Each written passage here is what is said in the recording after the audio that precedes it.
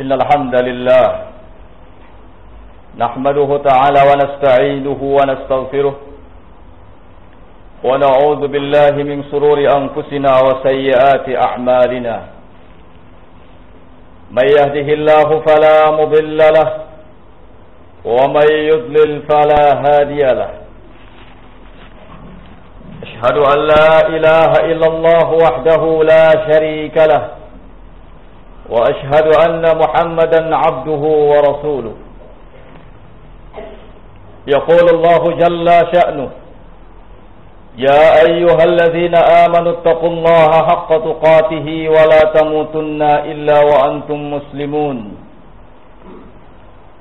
يا أيها الناس اتقوا ربكم الذي خلقكم من نفس واحدة وخلق منها زوجها وبث منهما رجالا كثيرا ونساء واتقوا الله الذي تساءلون به والأرحام إن الله كان عليكم رقيبا يا أيها الذين آمنوا اتقوا الله وقولوا قولا سديدا يصلح لكم أعمالكم ويغفر لكم ذنوبكم ومن يطع الله ورسوله فقد فاز فوزا عظيما أما بعد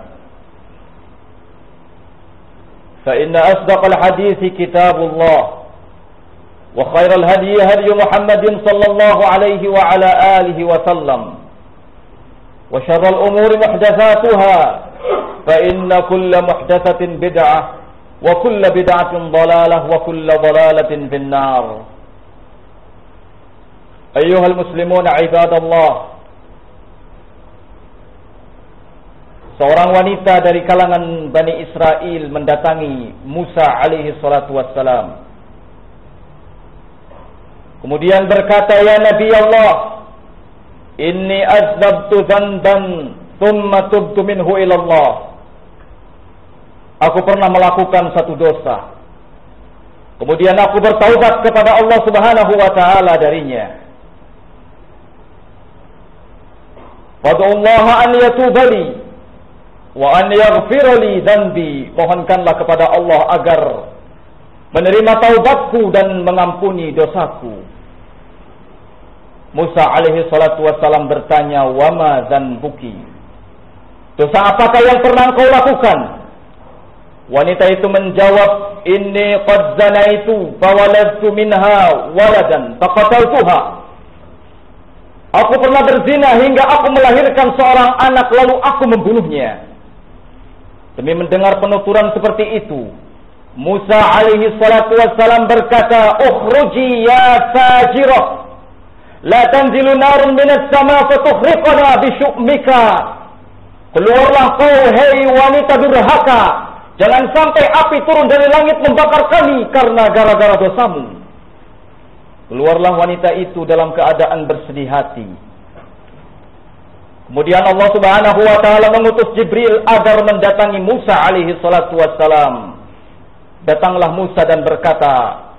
Jibril dan berkata kepada Musa, ya Musa, inna Allah ta'ala yaqulu laka lima radadta ta'ibah awajadta syarrun minha. Wahai Musa, Allah Subhanahu wa taala mengatakan kepadamu, mengapa engkau tolak wanita yang bertaubat? Apakah engkau dapatkan kejelekan darinya? Musa alaihi salatu wassalam menjawab, wa man syarrun minha ya Jibril. Wahai Jibril, siapa yang lebih jelek daripadanya? Jibril menjawab, tarikus shalah amidan muta'ammidan. Orang yang meninggalkan salat dengan sengaja. Ayyuhal muslimuna ibadallah. Zina adalah merupakan dosa yang besar. Dan dosa besar zina itu bertingkat-tingkat. Dari mulai yang paling tinggi, kemudian berikutnya, dan seterusnya. Di dalam hadis yang diriwayatkan oleh Imam Al-Bukhari, dalam kitabnya Adabul Mufrad, dari sahabat Miqdad bin Al-Aswad, ia berkata, Rasulullah sallallahu alaihi wa ala alihi wasallam bertanya kepada para sahabatnya tentang zina. Para sahabatnya menjawab, haramun harramahu Allah wa rasuluh. Zina itu adalah haram, telah diharamkan oleh Allah dan Rasulnya. Lalu Rasulullah sallallahu alaihi wa ala alihi wasallam berkata, "La an yazniya ar-rajulu bi'ashrati niswatin aisar min an yazniya bimra'ati jarihi." Ketahuilah wahai sahabat-sahabatku, sesungguhnya seorang laki-laki berzina dengan 10 orang wanita itu lebih ringan daripada ia berzina dengan istri tetangganya. Ini menunjukkan bahwa dosa besar zina itu bertingkat-tingkat. Yang paling besarnya adalah berzina dengan ibu, berzina dengan adik, berzina dengan kakak, berzina dengan saudara, dengan kerabat, dengan tetangga, dan seterusnya. Allah Subhanahu wa ta'ala memberikan ancaman yang sangat keras dalam Al-Quran terhadap para pezina.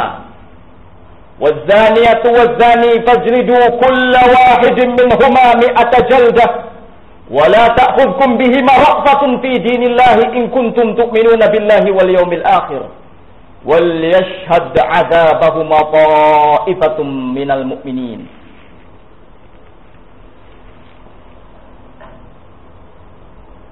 Orang yang berzina, baik yang laki-laki maupun yang perempuan, fajlidu kulla wahidin minhuma 100 jaldah, hendaknya masing-masing didera dengan 100 kali deraan, dan jangan sampai merasa belas kasihan ketika menetapkan hukuman Allah Subhanahu wa taala tersebut jika kalian beriman kepada Allah dan hari akhir.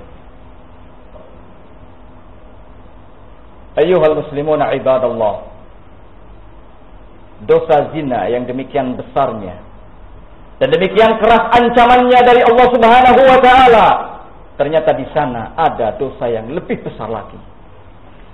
Dan tingkatannya lebih besar daripada dosa zina, yaitu tarikus shalah amidan muta'ammidan, orang yang meninggalkan salat dengan sengaja. Allah taala berfirman, "Fawailul lil musallin alladzina hum an salatihim sahun." Celakalah bagi orang-orang yang melakukan salat, yaitu orang-orang yang lalai dalam salatnya. Para ahli tafsir mengatakan bahwa yang dimaksud dengan lalai di sini adalah yang tidak sempurna rukuknya, tidak sempurna sujudnya, dan tidak sempurna gerakan-gerakan lainnya. Mereka semua akan mendapatkan ancaman keras dari sisi Allah Subhanahu wa taala. Dapat kita bayangkan bagaimana kiranya dengan keadaan orang yang meninggalkan salat secara total. Dia tidak pernah melakukan salat, dia sama sekali tidak pernah salat tanpa ada uzur yang menghalanginya. Allah Subhanahu wa taala menyatakan dalam firman-Nya, "Wa yawma yukshafu 'an sakin wa yud'auna ila as-sujudi wa la yastati'un khashi'atan absaruhum tarhaquhum dhillah wa qad kanu yud'auna ila as-sujudi wa hum salimun." Pada hari di mana betis disingkapkan, wa yud'auna ila sujud, semua manusia diperintahkan oleh Allah Subhanahu wa taala ketika itu untuk sujud. Fala yastati'un, ada sekelompok dari kalangan mereka yang tidak bisa untuk sujud. Pandangan-pandangan mereka, mata mereka itu sayu. Tarhaquhum dhillah, mereka diliputi dengan kehinaan. Wa qad kanu yud'auna ila sujud, padahal dulu saat di dunia mereka itu telah diseru untuk sujud. Wahum salimun, sedangkan ketika itu mereka dalam keadaan sehat dan kuat badannya, tetapi mereka enggan untuk sujud. Orang yang tidak mau sujud kepada Allah Subhanahu wa taala ketika di dunia, jangan harap ia akan bisa sujud di hadapan Allah Subhanahu wa taala di yaumil akhir. Pada suatu hari di mana anak-anak dan harta itu tidak lagi bermanfaat. Illa man atallaha biqalbin salim, kecuali siapa saja yang datang kepada Allah Subhanahu wa taala dengan hati yang bersih. Pada suatu hari di mana seseorang itu akan meninggalkan saudaranya, akan meninggalkan ibunya, akan meninggalkan bapaknya, akan meninggalkan kerabatnya. Pada suatu hari di mana masing-masing manusia itu merasa sibuk dengan apa yang dihadapinya. Suatu hari yang sangat menakjubkan dan mengagetkan manusia karena kedatangannya tidak ada yang mengetahuinya. Ayyuhal muslimuna ibadallah, para sahabat Rasulullah sallallahu alaihi wa ala alihi wasallam begitu besar perhatiannya terhadap yang namanya salat. Terlebih lagi salat subuh dan salat isya.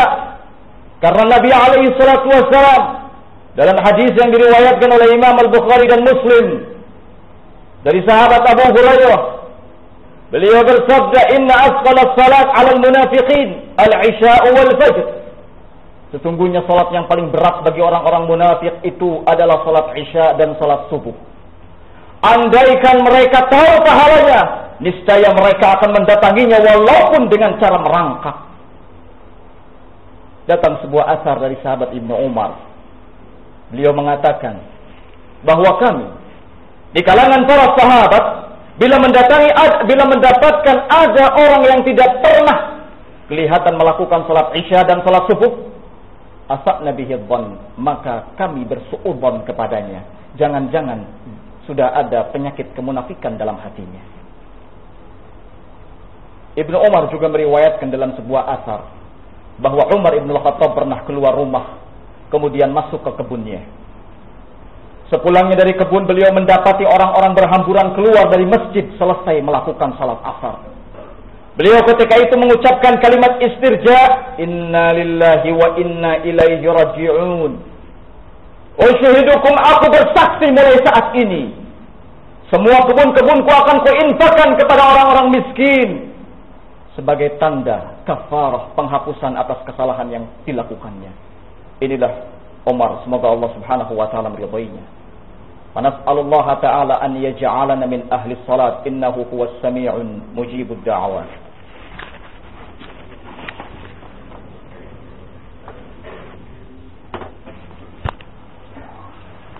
Alhamdulillah.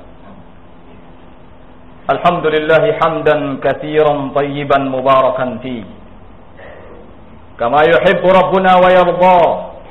Wa sallallahu alaihi wa ala alihi wa sallama tasliman katsira. Ayyuhal muslimuna ibadallah.